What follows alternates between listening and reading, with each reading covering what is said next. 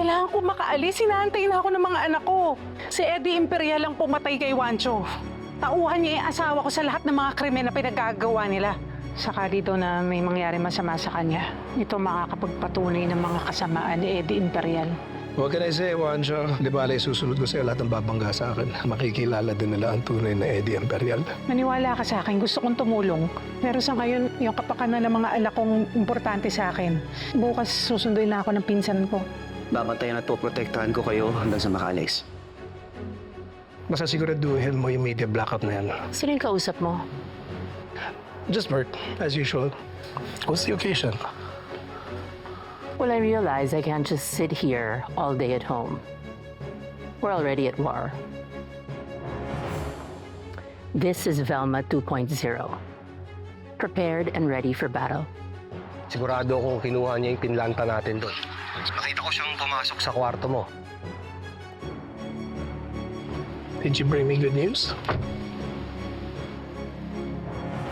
They got me so frustrated. Thinking I can't make it. All the efforts that I put out, my ideas just get shut down. It's a shame dahil mananagot kayo. Ganda-ganda tuwing oras ng pambagan, ang mundo ko'y kagandahan, baby. Gandahan, ganda, gandahan, ganda, gandahan, gandahan ang puhunan. Ganda-gandahan. Ate Helena, ginagawa ko itong vlog na to kasi matagal ko nang sinusundan ang dismissed mong kaso. Ang final findings, suicide. Hindi ko alam kung sinong sisisihin. Bakit mo ginawa to? Bakit? Bakit? Ngayon ang death anniversary mo, ate. At naisip kong pumasok sa Velma Beauty para alamin kung bakit mo talaga kami iniwan. Pakiramdam ko nasa Velma Beauty ang sagot. Nakapasok na ako sa Velma Beauty. Hindi na siguro mawawala ang mga tanong sa isip ko. Pero ngayong nandito na ako, inaaral ko ng mag-let go at tanggapin. Nakinuha mo nga ang buhay mo, ate. Walang dapat sisihan. What is this? I'm so sorry, sir. Wala na kasi akong time na panoorin eh. Grace, basura to. Walang kakwenta-kwenta. What is this? A vlog lang yun ni Noreen for her dead sister. It doesn't prove anything. Maybe it proves that wala siyang alam, that she's innocent, but...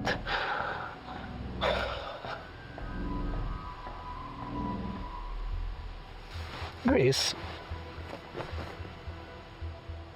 sa susunod, i-verify mo yung impormasyon na ibibigay mo sa akin, ha? Para hindi tayo nagsasayang ng oras. Okay? Yes, sir.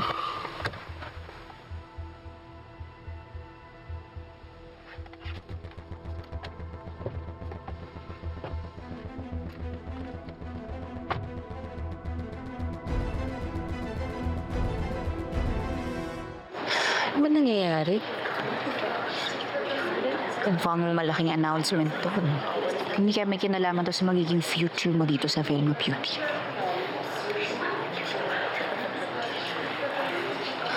I don't feel good about this.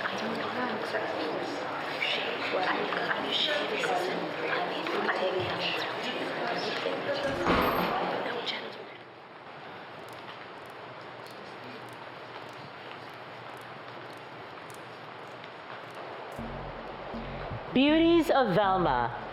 It's only been a couple of weeks since we've embraced change and a different kind of beauty. One that challenges the norms. One that disrupts, ignites, an electrifying controversy. Alam ko naman na usap-usapan na dyan sa inyo na papalitan ako. Well, I will not step down without a fight. So, for the one that wants to replace me, This person must challenge me.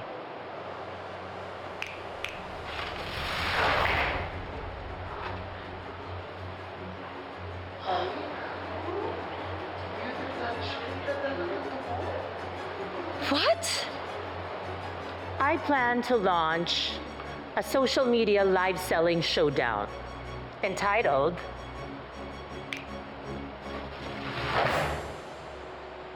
Beauty Bloodshed. Velma versus Shari. And whoever wins will be the new CEO of the company.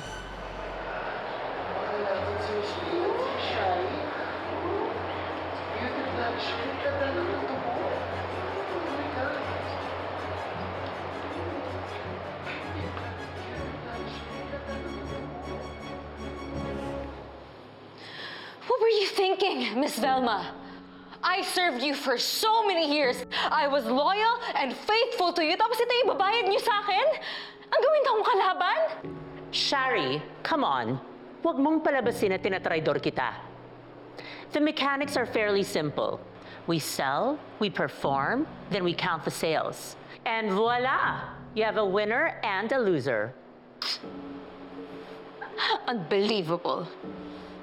Velma, talaga bang pahihirapan mo pa ang sarili mo just to prove yung kakayahan mo? At this point, at your age, mas mahalaga magpahinga ka na. Wala akong kailangan patunayan. Si Sharin may kailangan patunayan. Hindi basta-basta na ibibigay ko yung trono ko sa'yo. Itetest pa natin kung kaya ng leeg mo ang bigat ng korona ko. Okay, Miss Velma. But if I lose, anong mangyayari sa akin? Well, our roles are gonna be retained if you lose. But if I lose, it's gonna be your crowning moment. Mapupunta na sa yung Velma Beauty at pwede ka na mag-reyna-reynahan dito. You know, that's actually a good marketing strategy because you're gonna be indestructible. And matatakot na silang kalabanin ka.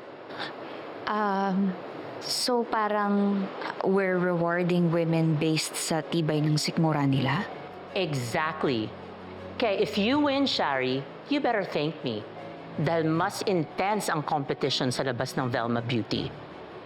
This could be your first training. Not to mention, we have to count all of the sales of this new project. So it's gonna be a win-win situation. All good? Well, may the best beauty win. This leaves us with Noreen. Sino bang kakampihan mo?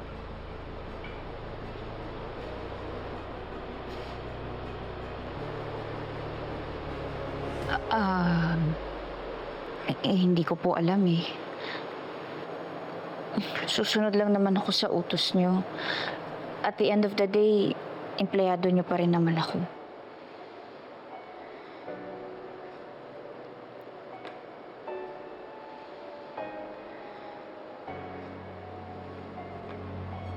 Separate Shari from Miss Velma. Dahil gusto kong ipakita sa isang Velma Imperial kung nasaan na ang babaeng nasa cover ng magazine na ito ngayon. You are Velma Imperial. The true queen of Velma Beauty. Kaya alam mo rin kung paano siya matatalo. Alam kong si Miss Velma ang nag-utos sa'yo na ilaglag si Miss Tara Park. At sinunod mo siya.